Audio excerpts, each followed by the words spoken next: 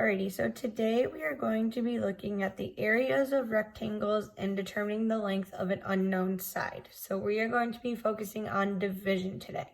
So I'm going to show you a couple of strategies you can use, but if you are more comfortable using the standard method of division, that is fine as well. But here's just a couple more strategies in case standard method is not your strongest method. So if I have a rectangle, we'll start with something very simple. And the area is, let's go with 50. And I know the length of one side is 10, but I don't know the length of the other side. We are performing division to figure out the length of that missing side. So what we would do is 50 divided by 10 equals our missing side. So we all know 50 divided by 10 gives us 5. So our missing side is 5. Okay. Now, if I did not know that, I could have drawn myself a ratio table. Now, I'm using very easy numbers so you guys can see how this works. So we know our area is 50 and we know that one of the sides is 10. So I know one side gives me 10. We need to get to 50. So I could go to 2, that would give me a length of 20, 3, 30, 4, 40, 5 would give me a length of 50. So I know that 5 times 10, because we now have 5 groups of 10, gives me an area of 50. So that's one way you can figure it out.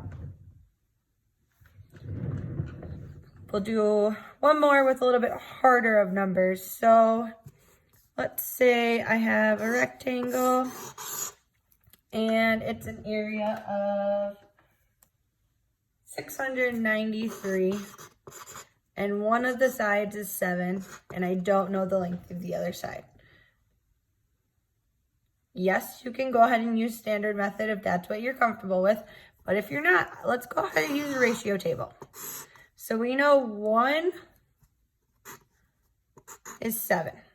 Okay, we're going by groups of 7 because that's our known number.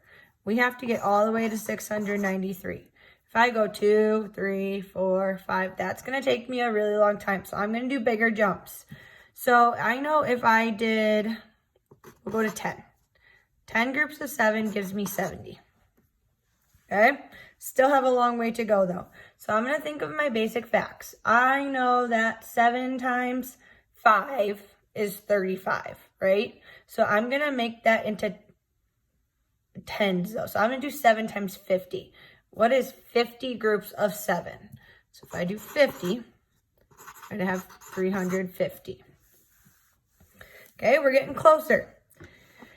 If I do 100 groups, that would give me 700. And I know that's too much.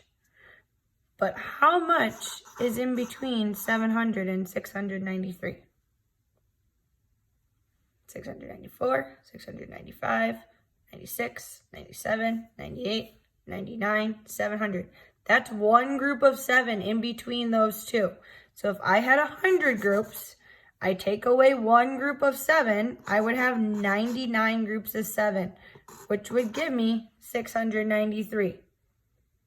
Because there's a difference of 7 in between 700 and 693, and we're working with groups of 7. So the missing side is 99. Okay? On your worksheet today, you can solve using whatever method makes the most sense to you. If you don't see your answer in the multiple choice underneath the question, go back and check your work because the correct answer is there. So if your answer doesn't match one of the 3 options, go back and check your work.